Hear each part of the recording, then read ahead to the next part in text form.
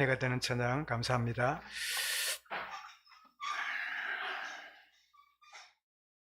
제가 가끔 말씀드렸지만 제가 4대째 믿는 가정에 이렇게 태어나서 어머니 배 속에서부터 교회를 이렇게 수동적으로 따라다니고 초등학교 6년 과정을 거치고 또 중등부 3년, 중고등부 전도사님에게 말씀 배우고 또 고등학교로 들어가서 1년 지나고 이제 여름 방학을 이제 맞이하게 되었는데 우리 전도사님이 이 부산에 SFC 학생신앙운동 거기에 수련회가 있는데 거기에 참여를 하면 좋겠다고. 근데 저는 그런데 가기 싫었어요. 사람 많이 모이고 날씨도 더운 여름 방학인데 막 그렇게 모여가지고 하냐니까 몇 명이 모이냐니까 3,000명이 모인대요.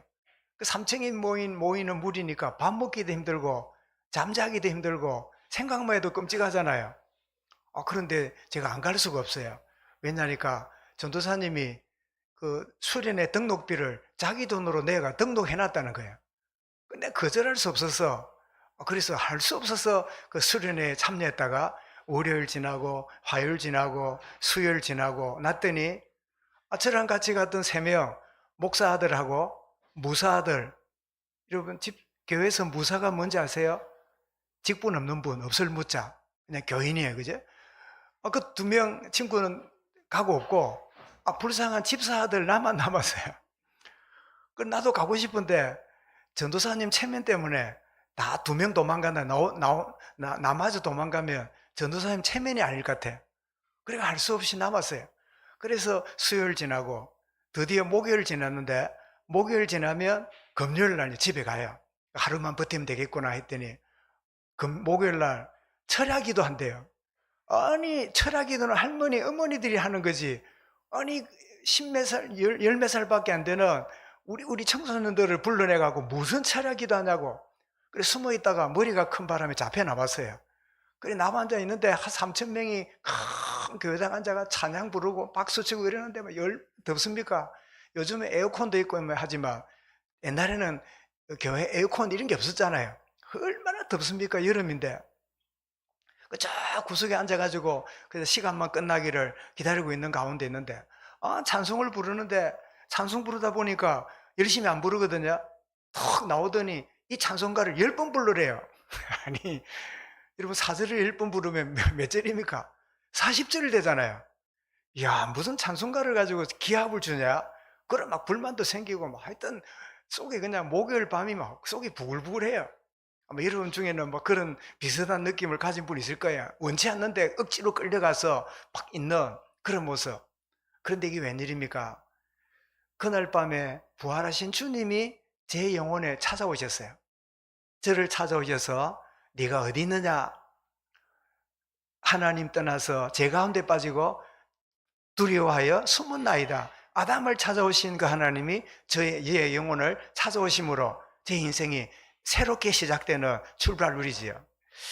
여러분 우리는 예배하고 말씀 듣고 기도하는 가운데 중요한 것들을 발견하는 시간이 될 수 있습니다. 뭘 발견하느냐? 첫 번째는 내가 누군가, 나는 어떤 존재인가. 이 말은 내가 선생인가, 내가 의사인가, 내가 공무원인가, 내가 사업가인가, 내가 직장인인가, 그 사회적 위치 말고 진짜 나는 누군가. 이게 예배 가운데요 발견되는 시간이 될 줄 믿습니다. 혹시 여러분 가운데 내가 뭐가 못돼가지고 누구처럼 못돼서 아이고 내가 이거 하고 싶었는데 이 일이 안 이루어져서 그게 여러분 진짜 자기라고 생각한다면 오늘 예배 가운데요 진짜 나를 발견해야 돼요. 내가 누군가. 그래서 여러분 요한 1서 3장 2절에 나의 정체성인데 뭐죠? 자녀들아 사랑하는 자들아 지금 우리는 하나님의 자녀라. 내가 하나님의 자녀구나. 그렇다면 어떤 문제와 고민이 때려도요 내가 하나님의 자녀라고 하는 정체성만 회복되면 다른 거는 문제 안 돼요. 더 나가서 발견이 됩니다. 그래 나는 아무것도 없다고. 나는 어떤 기능도 재능도 소유도 아무것도 없다고. 나같이 이렇게 없는 사람 세상에 누가 있을까? 그런 생각하고 있었는데 진짜 예배와 말씀과 기도 가운데 발견되는 두 번째가 뭐냐? 내가 가진 것이 무언가가 발견됩니다. 남에게 없는 거 나에게 하나님 주셨다. 나는 약점이라 생각했는데 이 약점이 하나님이 쓰시는 좋은 배경이다. 이런 나의 것을 발견하는. 그래서 고린도전서 2장 12절에 보면요, 우리가 세상의 영을 받지 아니하고 하나님께로 온 영을 받았으니, 성령이지요. 이는 우리로 하여금 하나님께서 은혜로 주신 것들을 알게 하려 하심이라. 여러분, 연말이 되면 장애자 이렇게 단체나 여러 군데에서 우리 교회에 후원을 좀 해달라고 엽서도 보내주고, 우리 벌써 2년 지냈지요. 비누 왜 만드는 거, 그것도 우리가 팔아주고 있잖아요. 그런데 인상 깊은 건 하나는 그림을 그려가지고 엽서를 보내줘요. 한 10장 정도. 요즘은 엽서 보내고 이런 문화가 아닌데도 그래요. 그림을 딱 보면 잘 그렸는데 뭐가 조금 어색해요. 이 화가들이 누구냐? 온 손마비가 되니까요, 입에다가 이 볼펜을 물고, 붓을 물고, 그래 가지고 물감을 찍고 그림을 그리고, 그렇게 한 그림이에요. 근데 어떤 그림은 또 삐뚤삐뚤해요. 이번에 뭐냐? 온 손도 마비되고 하니까 발가락에다가, 이 엄지발가락하고 이 집게발가락 여기에다가 붓을 꼽아갖고요, 그래갖고 한 그림이 바로 그 그림이에요. 여러분, 이분이 은혜 받기 전 같으면 나같이 몸도 못 움직이는데, 나같이 이 불구자인데, 나같이 이 장애자인데 내가 뭘 하겠냐, 그렇게 생각하고 살았겠지요. 근데 하나님의 은혜가 임하니까요, 내게 주신 게 있어요. 그래서 송명희 시인 자주 이야기하죠. 하나님은 공평하신 하나님이라고. 남에게 없는 거 하나님이 나에게 주셨다고. 이게 여러분 예배 가운데, 말씀 가운데, 기도 가운데 발견이 되는 거예요. 더 나아가서 내게 주신 하나님의 주신 응답의 현장이 있습니다. 그런데 우리는 응답의 현장으로 보여지지 않고 뭐로 보이느냐니까 문제로 자꾸 보여요. 골치 아픈 우리 가정, 문제 많은 내 직장, 잘 안 풀리는 내 사업, 이게 내 현장으로 보이는데, 여러분 예배하고 말씀 믿어가고 기도가 되어지니까 이 현장이 응답으로 내게 주셨구나. 남들은 문제라고 보는데, 은혜 알기 전에는 문제거리라 보는데 하나님이 이것이 내게 응답으로 주셨구나. 그래서 에레미야 33장 3절에 하나님 주신 말씀이 뭐지요? 에레미야야, 너는 내게 부르짖으라. 지금 에레미야가 어디 있습니까? 1번 교회당에 앉아있다, 2번 동굴에 떨어져서 갇혀있다, 3번 모른다. 1번입니까? 2번입니까? 3번입니까? 2번이지요? 아니, 동굴에 지금 떨어져 가지고 언제 죽을지 몰라요. 그런데 이게 뭐예요? 이게 응답의 현장이라. 그러니까 뭐라고 말합니까? 너는 내게 부르짖으라. 내가 네게 응답하겠고 네가 알지 못하는 크고 비밀한 일을 너희에게 보이리라. 오늘 장로님도 그런 기도를 하셨잖아요. 이게 공실이 되면 1년 동안 어려울 텐데, 이런 생각했는데 하나님은 10년 전에 공부했던 학생이 다시 7년 만에 돌아와가지고, 그것도 친구를 데리고, 지교 드릴 때 본인 이름은 우이고 친구 하나는 쩌이라. 이름이 재밌지요? 한때 복음을 전했더니 그 친구가 또 통역해가지고 또 예수님을 영접하고 이런 일이 벌어졌지요. 여러분, 지금 문제 있다, 그게 내게 주신 응답의 현장입니다. 일단 아멘 해놓기 바랍니다. 문제가 아니고 응답의 현장이구나. 그래서 빌립보 4장 6절에 바울은 뭐라 말합니까? 바울도 지금 빌립보서를 에베소, 빌립보, 골로새 이런 말씀은 어디서 썼지요? 감옥에 앉아서 쓴 게 빌립보서예요. 거기 있는 바울이 뭐라고 고백합니까? 아무것도 염려하지 말고 모든 일에 기도와 간구로 너희 구할 것을 뭐함으로?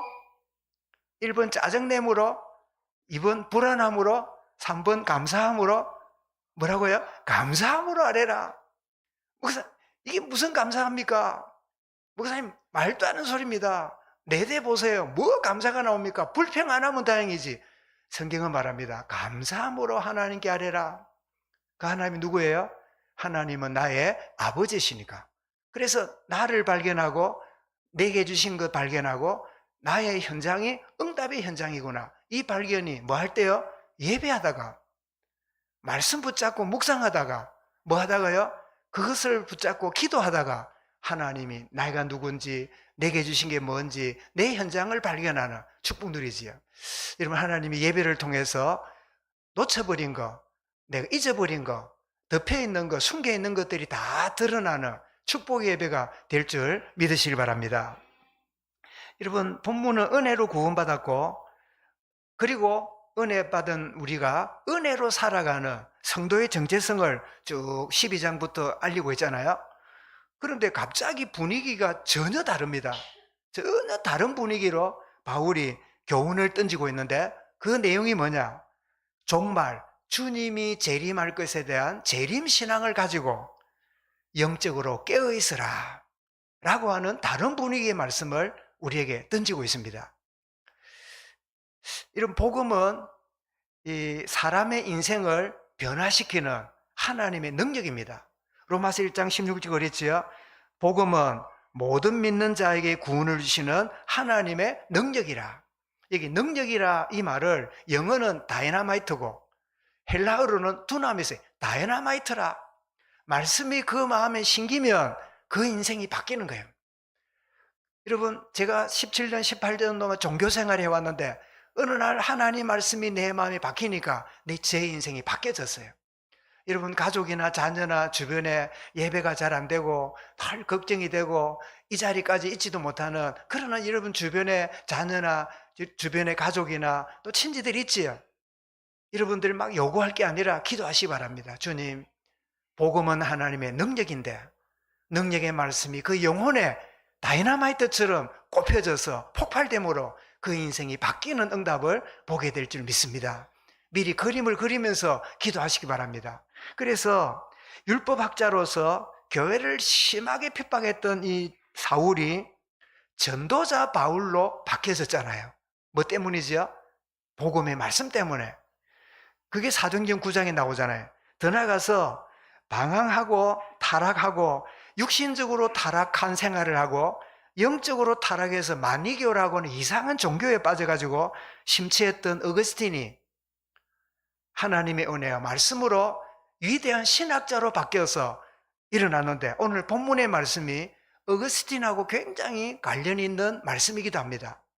이 어거스틴이 북아프리카 알렉산드리아에 태어났는데 머리가 좋으니까 로마에 가서 학교 선생님을 했어요. 이러고 옛날에는 교대를 안 나와도 똑똑하고 이러면 교사를 시켰던 옛날 때가 있었잖아요. 교육대학을 안 나와도 그런 제가 있었잖아요. 약대 안 나와도 약방을 하는 사람처럼 그런 시대가 있었잖아요. 이 어거스틴이 머리가 좋으니까 로마에 가서 학교 교사를 했어요. 교사를 하는데 월급을 받아가지고 막 경제적으로 여유가 있는데 영적으로 너무 갈급하니까 한 여자를 만나갖고 살다가 그 여자는 나가버리고 엄마도 없는 남자 아이를 또 기르고 있어요. 남자가 기르고 사생아를 기르고 다녔어요. 그리고는 마니교라고 하는 이 이상한 이단에 빠져가지고 막 심취하고 이랬는 중에 있는데, 너무너무 출근해가지고 아이들 가르칠 때는 선생님처럼 지내는데 퇴근하면 늘 술에 막 주색 잡기에 빠져갖고 인생이 피폐해 있는 거예요. 고향의 어머니 알지요? 누굽니까? 모니카지요? 모니카는 아들 하나, 하나님 우리 아들 하나 저거 제대로 세우게 달라고 그래 기도하는, 얼마나 아들을 위해 기도 많이 했더니 어머니 모니카의 그 무릎이 어떻게 됐다고요? 거북이 등처럼 됐다는 그런 이 기록이 있잖아요. 얼마나 무릎 꿇고 기도했던지. 그런데 술을 마시고 집에 와서 어리 있는데 아이들이 노래를 불러요. 둥가둥가둥가 하고 노래를 부르는데, 그래서 무슨 노래를 부르는가 싶어서 갔더니요, 그 아이들 노래를 듣는 속에요 하늘의 음성이 들렸어요. 로마서 13장 11절부터 14절을 읽어라. 그래서 자기 수첩에 적었어요. 로마서 뭐라고요? 13장 11절부터 14절까지를 읽어라. 그 말씀이 어디예요? 오늘 같이 읽었던 말씀이에요. 그래서 이 어거스틴이 집에 가서 라틴어로 된 성경을 펴놓고 읽어보니까 몸에요 전기 감정 같은 말씀이 충격이 왔어요. 뭐랬지요? 너희가 이 시기를 알거니와 자다가 깰 때가 벌써 되었으니 이제 우리의 구원이 처음 믿을 때보다 가까움이라. 밤이 깊고 낮이 가까웠으니 그러므로 우리가 어둠의 일을 벗어버리고 빛을 갑옷을 입자. 낮에와 같이 단정히 행하고 방탕하거나 술 취하지 말며 음란하지 말며 호색하지 말고 다투거나 시기하지 말고 오직 예수 그리스도 옷 입고 정욕을 위하여 육신의 일을 도모하지 말라. 자기의 비수를 찌르는 말씀이에요. 완전히 이 속에 빠져있던 자기 인생에게 하나님 앞에 벌거벗은 모습으로 드러났어요. 그 어거스틴이 인생이 바뀌어졌어요. 크게는 하나님 은혜고 고향의 기도는, 어머니 기도가 응답된 거예요. 여러분, 눈물의 기도는 응답됩니다. 여러분, 우리가 잘못된 소원도 이루어지잖아요. 바라는 대로 이루어지기도 하잖아요. 나중에 망해서 그렇지 반드시 되는데, 오늘 본문이 이 어거스틴의 생애를 바꾸는 그 놀라운 말씀이 이 본문이기도 합니다. 더 나아가서 죄책감에 시달려서 수도원에 들어가서 죄를 씻어보려고 몸부림을 쳤던 수도사였던 이 루터가 로마서 1장 17절 말씀을 묵상하다가 인생이 바뀌었어요. 이게 뭐지요? 오직 의인은 믿음으로 말미암아 살리라 한과 같으니라. 행함으로가 아니라 믿음으로 얻게 되는구나. 이 하박국 2장 4절이잖아요. 마침 이 26살 때 신학 박사가 되었는데, 신학 박사가 된 루트에게 이 대학에서 천주교 대학에서 루트에게 시편하고 이 로마서를 강의하라고 과목을 준 거예요. 펴놓고 강의를 준비하다가 보니까 로마서 1장 17절 읽다가요 너무 충격받은 거예요. 행함으로가 아니라 오직 의인은 믿음으로 말미암아 살리라. 그러면 천주교가 지금까지 공로와 행함과 면죄부 팔아가지고 재용서 받는 이 모든 것들은 너무나 틀렸구나. 그래서 루터의 인생이 변화되었고, 변화된 루터로 말미암아 오늘 우리의 이 잘못된 구교가 아니라 신교, 개신교가 열리는 종교개혁의 놀라운 역사가 일어나게 됐잖아요. 여러분, 한 사람이 바뀌면 그 현장이 바뀝니다. 사단은 우리를 잡아놓습니다. 우리를 누릅니다. 우리를 묶어놓습니다. 못 보게 합니다. 왜요? 나로 인하여 변화될 역사를 사단은 알기 때문에. 여러분, 속지 마시기 바랍니다. 내가 누군지, 내게 주신 게 뭔지, 내 현장이 하나님의 응답의 자리구나, 이거 발견해 시작하면 놀라운 일이 시작되는 거예요. 그래서 여러분, 하나님 말씀은 살아 역사하는데 말씀을 속에 성령 하나님이 역사하는 거죠. 히브리 4장 12절 뭐라고요? 모든 하나님의 말씀은 살아 운동력이 있고 살아 활력이 있고 모든 영혼을 바꾸는 놀라운 일이 벌어지는 거죠. 여러분, 저는 가끔 역설적으로 표현하기를 좋아합니다. 예를 들면 청계인 집사님이 찬양을 하는데 보니까 목소리가 크니까 오늘 마이 한 잔 같아요. 아주 활기찬 은사가 있잖아요. 근데 누구한테 한마디 들었어. 천 집사는 뭐 어쩌고 저쩌고 들었어요. 들으니까 집에 갔는데 밥맛이 없어. 그래도 잠이 안 와. 그런 경험 있습니까, 없습니까? 있겠지요. 묻는 내가 바보지. 뭐 저한테도 물어보세요, 없는가? 저한테도 있겠지요. 그 다음날 아침에 일어났어요. 일어났는데 생각이 날까 안 날까요? 그 새끼인가 그 년인가 생각이 나요. 또 막 그냥 생각이 나죠. 제가 무슨 말씀합니까? 살아있는 하나님의 말씀이 욕 한마디 듣고 기분 나쁘고 잠 안 오고 밥맛이 없다면 살아있는 하나님의 말씀의 역사는 어떨까요? 그 말씀 때문에 잠이 안 오고, 그 말씀 때문에 너무 기쁘고, 그 말씀 때문에 모든 걸 다 잊어버리고, 어떤 아픔과 내 지난날의 여러 가지 실수도 아무것도 문제가 안 되는 구속한 주님만 바라보는 이 축복을 누리게 되는 거예요. 하나님 말씀의 능력이 체험되어지길 바랍니다. 성령의 디모데후 3장 16절은 모든 성경은 하나님의 감동으로 기록됐잖아요. 그래서 이 말씀을 내가 읽고 또 듣고 묵상할 때요, 내 이성이 작동되는 게 아니라 성령 하나님이 그런 우리에게 역사하시는 거예요. 오늘 바울은 말합니다. 때와 시기를 아는 신앙을 가져라. 오늘 말씀입니다. 자다가 벌써 깰 때가 벌써 되었다. 11절에 말했죠. 문득 마태복음 25장에 슬기로운 5처녀는 등만 준비한 게 아니라 등에다가 뭘 준비했죠? 기름을 준비했지요. 그런데 옆에 있는 조금 모자라는 처녀는 똑같이 등을 준비했어요. 근데 뭐 준비 못했지요? 기름을 준비 못했어요.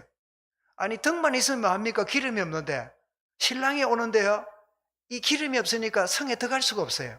이게 뭐지요? 깨어있는 신앙이 되라 그 말이에요.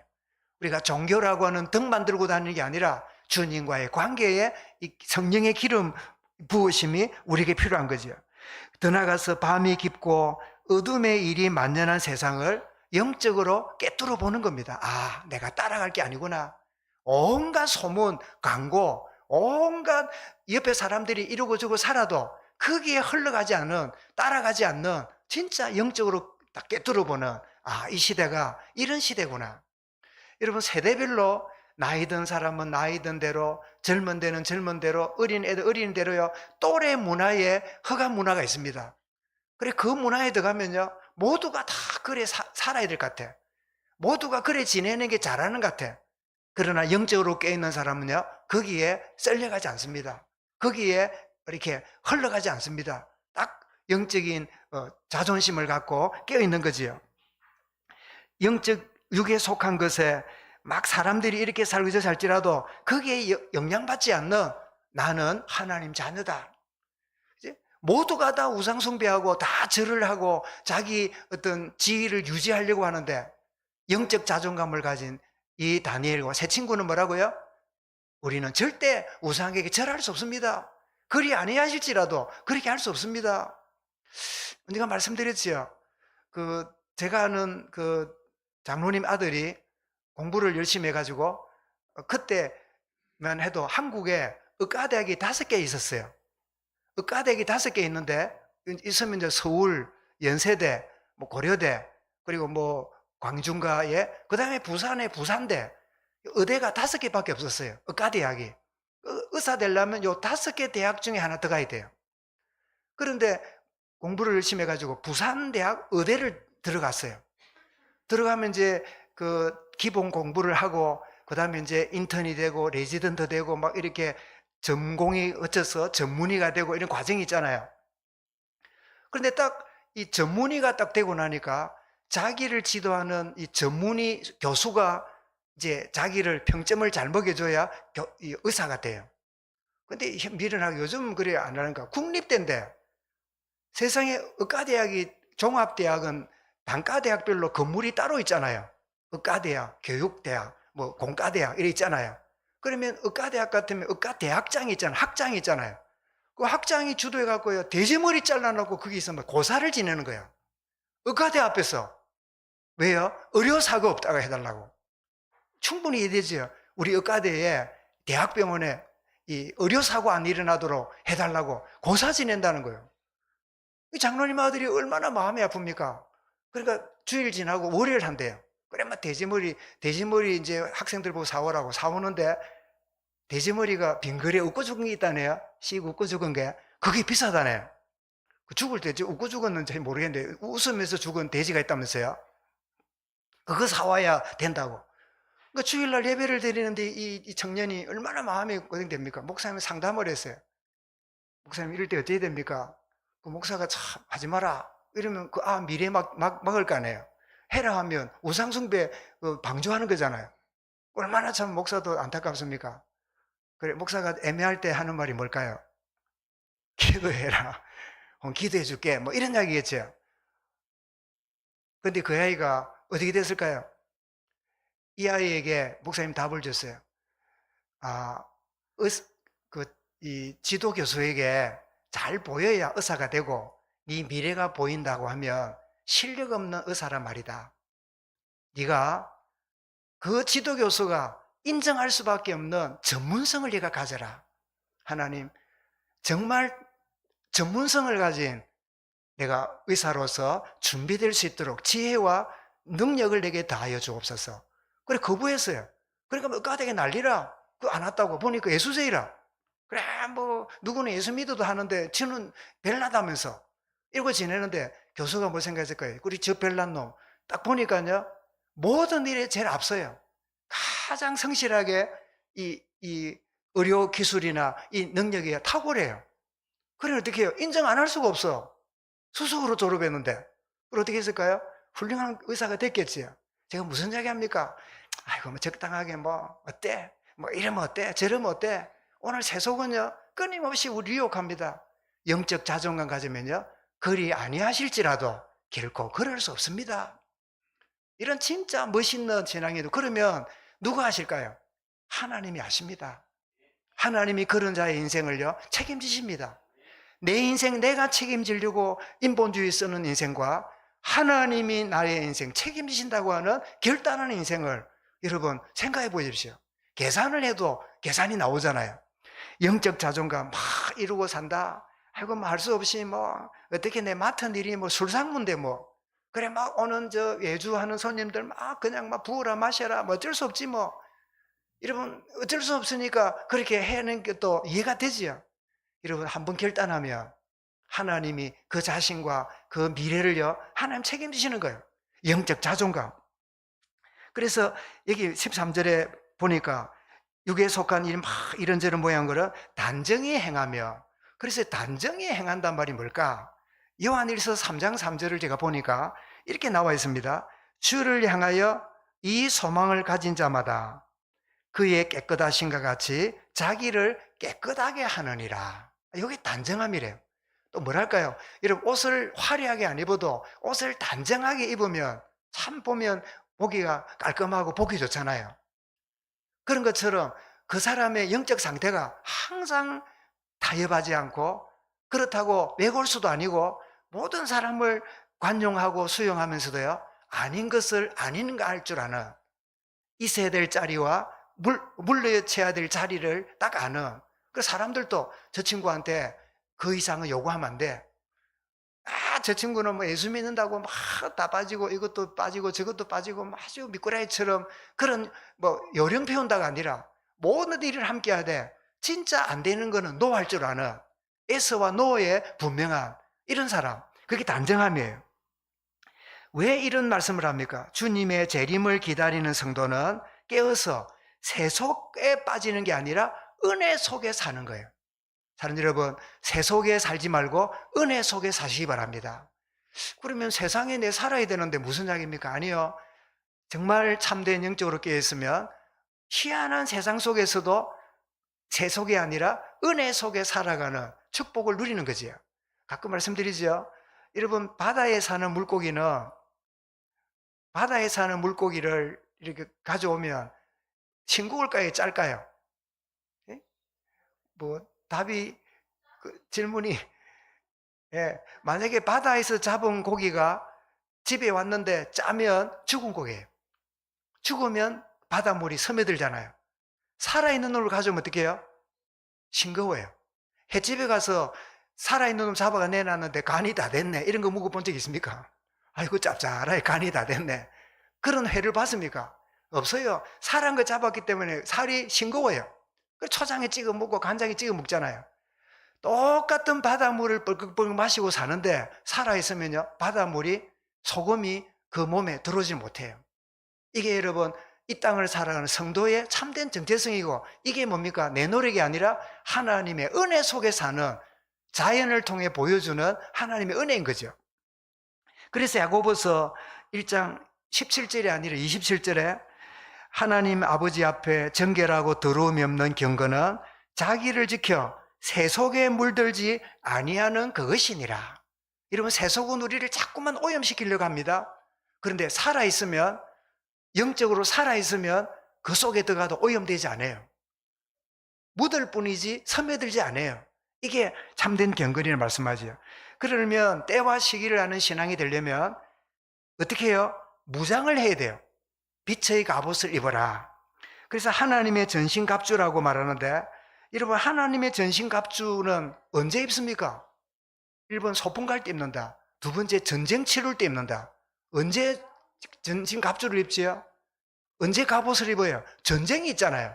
그래서 왜 갑옷을 입으라 그럽니까? 우리가 사는 세상은 영적 전투 현장이라는 거예요. 그래서 갑옷을 입으라고 에베소 6장에도 보면 6가지 뭐가 나옵니까? 구원의 투구, 의의 흉배, 믿음의 방패, 진리의 허리띠, 또 신발, 복음의 평안한 신발, 그리고 뭐지요? 하나님의 말씀, 성령의 검을 가지라, 6가지를 우리에게 말씀하고 있잖아요.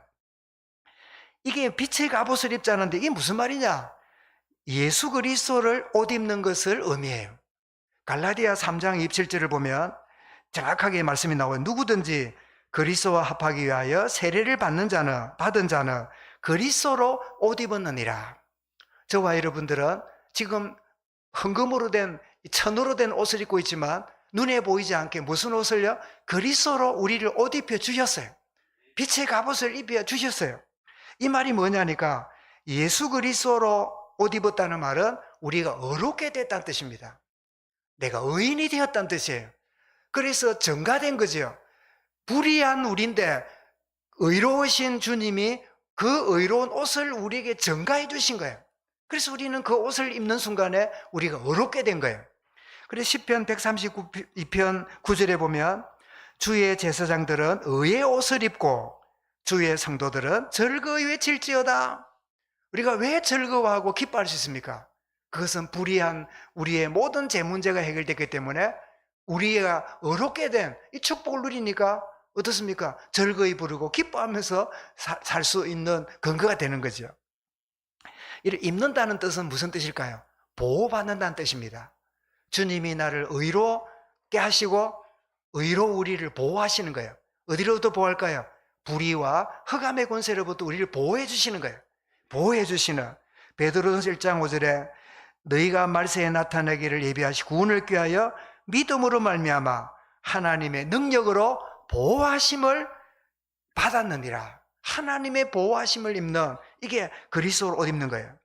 이제 우리는 어둠에 다니지 않고 생명의 복음의 빛 가운데 다니게 되었습니다. 아멘. 여러분, 내가 어두운 데 안 가고 밝은 데 가야지 고민할 거 없어요. 우리 가는 길이 빛의 길이에요. 여러분, 우리가 어둡고 이상한 현장에 가더라도 우리는 빛이기 때문에 가는 데마다 빛의 영향을 끼치면서 하는 우리 빛의 걸음으로 걸어가는 거예요. 여러분, 후라시 알죠? 랜턴이라죠. 요즘 뭐 그거 가지고 다니는 분들 잘 못 봤는데요. 아마 지금도 저 산골이나 깊은 저 농촌에는 어두운 길 가면 이 랜턴을 켜가지고 다녀야 되겠지요. 우리는 도시 사니까 가로등이 있지 않으니까 전혀 그게 필요 없잖아요. 근데 여러분, 랜턴이 이 후레쉬를 가지고 가는데 어두운데 가져가면 랜턴이 겁이 나서 안 켜집니까? 더 밝게 빛납니까? 아이고 무서워라, 어둡다. 아이고 이게 나는 켜기 싫어, 나 무서워, 이런 랜턴 봤습니까? 그런 거 없어요. 어두울수록 빛이 더 밝게 나가요. 우리는 두려워할 거 없어요. 내가 누구를 만날까, 저거 만나갖고 손해 안 볼까 걱정할 거 없어요. 빛 대신 이런 주님이 나를 보호하고 동행하기 때문에 내가 어디 간들 거기 빛이 많게 되는 거예요. 이거는 내 능력이 아니라 빛 대신 주님이 내 안에 함께 계시기 때문에 이 축복을 누리게 되는 거죠. 그래서 요한복음 8장 12절에 나는 세상의 빛이니 나를 따르는 자는 어둠에 다니지 않고 생명의 빛을 얻으리라.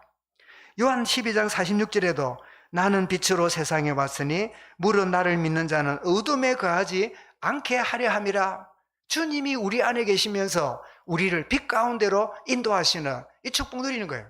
그래서 여러분, 감히 말씀드리지만 사기꾼이 아주 나를 속이려는 존재도요, 내가 진짜 은혜 가운데 깨어있으면요 더 이상 속이지 못한다고 저는 믿습니다.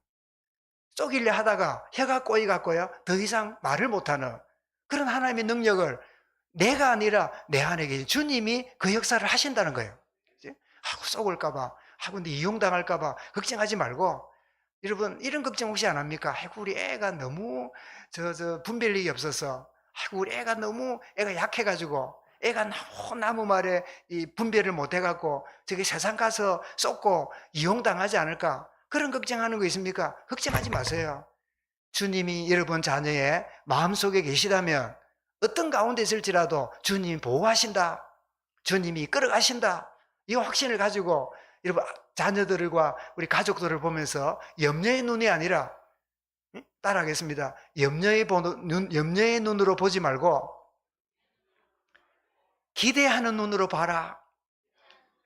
기대한 눈으로, 그래 하나님이 내가 볼 때 부족해 보이지만 부족하기 때문에 주님은 더 강하게 능력으로 역사하신다.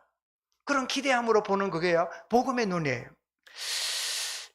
여러분, 결론입니다. 우리는 지난 날과 복음 안에 있는 지금의 날을 잘 분별해서 아는 분별력이 필요합니다.